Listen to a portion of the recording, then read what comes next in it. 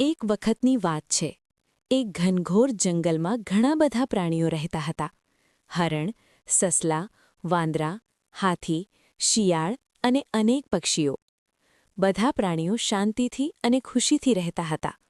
પણ એ જ જંગલમાં એક ખૂબ જ શક્તિશાળી અને ભયંકર શેર રહેતો હતો. તે દરરોજ શિકાર કરવા નીકળતો અને ઘણા પ્રાણીઓને મારી નાખતો. ધીમે ધીમે બધા પ્રાણીઓ ખૂબ ડરી ગયા. તેઓને લાગ્યું કે જો આવું જ ચાલશે તો એક દિવસ આખા જંગલમાં કોઈ પ્રાણી નહીં બચે. એક દિવસ બધા પ્રાણીઓ ભેગા થયા અને બેઠક કરી. લાંબા વિચાર પછી તેમણે એક યોજના બનાવી. બધા પ્રાણીઓ શેર પાસે ગયા અને કહ્યું, મહારાજ, તમે જંગલના રાજા છો. તમે દરરોજ શિકાર કરવા ન નીકળો. અમે દરરોજ એક પ્રાણીને તમારા ભોજન માટે પોતે મોકલી દેશું. શેરને આ વાત ગમી અને તે માની ગયો. પણ તેણે એક શરત મૂકી. જો કોઈ દિવસ મારું ભોજન નહીં આવે તો હું આખા જંગલના બધા પ્રાણીઓને મારી નાખીશ. બધા પ્રાણીઓ ડરીને તેની વાત માની ગયા. હવે દરરોજ એક પ્રાણી શેર પાસે જતું અને તે તેને ખાઈ જતો.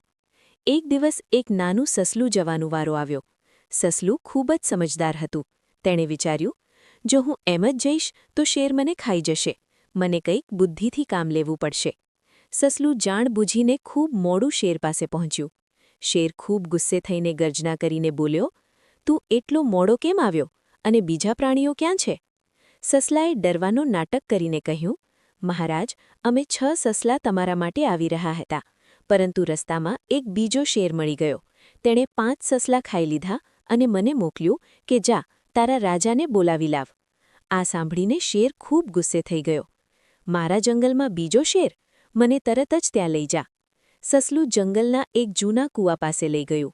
સસલું બોલ્યું, મહારાજ, એ શેર આ કૂવામાં રહે છે. શેરે કૂવામાં ઝાંક્યું. પાણીમાં તેને પોતાની જ પરછાઈ દેખાઈ. તેને લાગ્યું કે ખરેખર બીજો શેર છે. શેરે જોરથી ગર્જના કરી. કૂવામાંથી અવાજ પાછો આવ્યો. હવે તેને ખાતરી થઈ ગઈ કે અંદર બીજો શેર છે. ગુસ્સામાં શેર સીધો કૂવામાં કૂદી પડ્યો અને પાણીમાં ડૂબી ગયો. સસલું ખુશીથી જંગલમાં પાછું ગયું અને બધાને આખી વાત કહી. બધા પ્રાણીઓ ખૂબ ખુશ થયા અને સસલાની બુદ્ધિની ખૂબ પ્રશંસા કરી. એ દિવસથી જંગલમાં ફરી શાંતિ થઈ ગઈ અને બધા પ્રાણીઓ ખુશીથી રહેવા લાગ્યા.